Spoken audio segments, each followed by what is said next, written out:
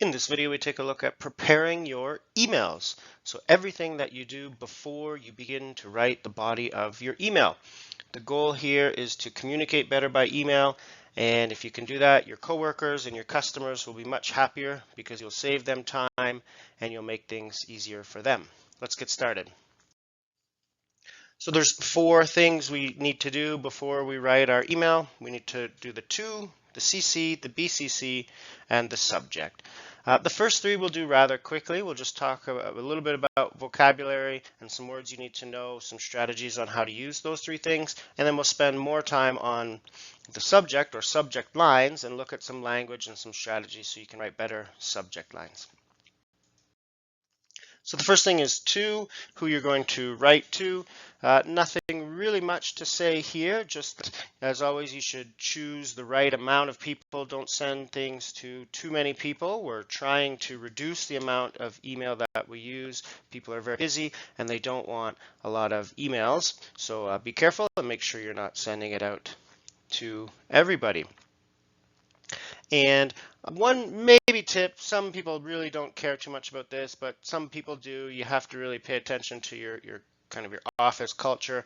But if you have like kind of a boss or a manager and then other people, some people believe that you should put the name of the manager first. It kind of shows a hierarchy or superiority. So that's something you might want to think about. But again, a lot of managers or bosses won't care too much about that. So CC is officially called carbon copy, but what you want to worry about is just understanding the word copy. That's what we say, it's to copy somebody, so we use that when, of course, they don't need to take any action, but they need to be aware of what is happening. Often this is supervisors or managers, bosses. So that's what the copy function is for. For language, you want to be aware of the word copy, or what you hear as copy someone in. So to copy in, which is kind of a modern phrasal verb, it came out of email. So we'll see things like copy me in, copy her in, copy in the customer, copy in the boss. So that's kind of a phrasal verb that we now use. You can sometimes just say copy too, like don't forget to copy Janet, or don't forget to copy me. But you will hear copy me in, so be aware of what that means. And again, copy is for people that don't need to take action, but need to be aware of the situation. Blind copy, or BCC, you will have the same language as in the first one, so you'll hear things like blind copy me, or could you please blind copy me, or just blind copy me.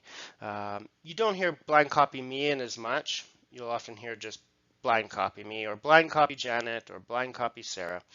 You could maybe hear blind copy me in, but probably not. What is blind copy? Well, that is when it's sent to somebody who the other people on the list will not see that they received the information. So again, this is often supervisors. We often do this more when we're talking to customers, and maybe we blind copy somebody within our company, like our boss. Not something that you should do too often within your your coworkers. So you don't, for example, talk to your coworker and blind copy your supervisor. That would create a serious conflict. Because what you're doing there is really you're telling secrets, and you're, as we say in English, going behind somebody's back, and we don't like that. Blind copy is also great when you want to send out a group email, especially to all of your customers. So if you're making an announcement to all of your customers, you would definitely put that in blind copy, because if you listed all of the email addresses in the to field, then all of your customers would see who all of the other customers are, and they would get all the email information. We have to be very confidential with people's email address. We can't just give it out. So when you're sending out a group email, especially to your customers, make sure that you use blind copy for everybody, and then they will not see who else is on the list. Okay, so subject lines is, of course, the topic of the email, or the main idea of the email. Let's look at some strategies, and then we'll look at language. Well, really, a lot of these strategies are the language that I use.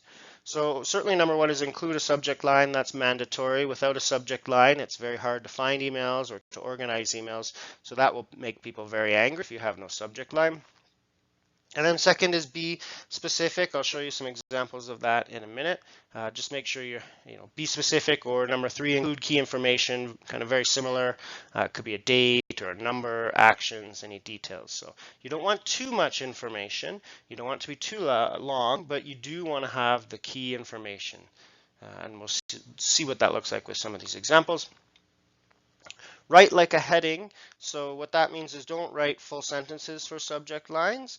And it also means use capital letters on your subject lines because it's a heading, so they need all capital letters. And then just generally make the subject lines helpful. So that could be like number 2 and 3, including key information. You could also be putting in kind of actions or things that people need to do, or just generally thinking about how the person will look at their inbox, how they will organize their emails, and being able to do that. So that's things like don't create new subject lines when it's the same topic. Don't write a different topic within the same email thread or within the same subject line. That's not helpful for people because they won't be able to find your email. So if you've used email a lot at work, you can spend a lot of time looking for things. So if you make your subject lines as helpful as possible, people will appreciate it. Let's look at some examples. So the first one is kind of an idea on be specific. So you can see here the meeting. That's a problem because we don't know what meeting it is. We don't know when it is. So the better idea is to say, well, it's the marketing meeting. That's much helpful. And then there's the date and the time. So if this was an invitation for a meeting, I would want to be able to see the date and the time. So there it is, marketing meeting. Meeting is just not enough information. So we talked about not writing full sentences. We said make sure you're writing like a headline. So here, can you send the report as a sentence? That's not a subject line. We don't want to do that. We want to put in 2017 financial report. And you can start to see, here's what I meant about the capitals. You can see it in the third example here too, summer vacation schedule as opposed to summer vacation schedule with all small letters. That's what I mean when I say write like a headline. Everything needs to have capital letters. And then again, updates. Well, that's not enough information. So what kind of updates? It's budget updates. And then you can see there's no action needed. Some companies do this kind of thing, like they'll just put, it's an update or no action needed or action required by June 3rd or action required by, 3 p.m. or something. You'll get to know your company a little bit better and the kind of the email tricks and subject line tricks that they might do. FYI is another common one for your information, meaning you don't need to take information. You don't need to take action. You just need to know about it. So you can figure out what works for you and what makes sense in your industry and in your company. But if you can make those subject lines more helpful, again, it helps them get through their inbox, and we're all spending often hours on email each day. So this can help them in any way you can. So the main thing is write like a headline and include as many details as you can.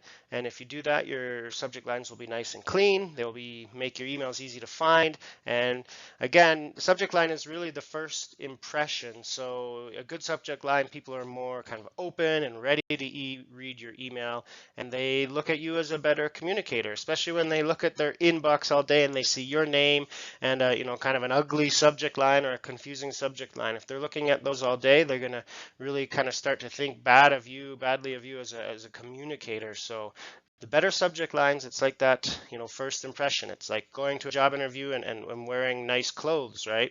It's that first impression that's so important in business. So that's preparing your emails. Some ideas on copy and blind copy. Mainly, you just want to pick up on the language, copy me in, blind copy me. If some of the ideas on how to use it were new for you, you might want to get on the internet and really better understand what copy and blind copy are for. But we were mainly looking at the language. And then the most important thing from this video is really subject lines. how to do that, how to write like a headline using capital letters, how to include all the key details, and how to make better subject lines. So there you go. If you do those things, you'll be ready to start writing your emails, and in general, people will see you as a better communicator and you will be more effective with your email writing.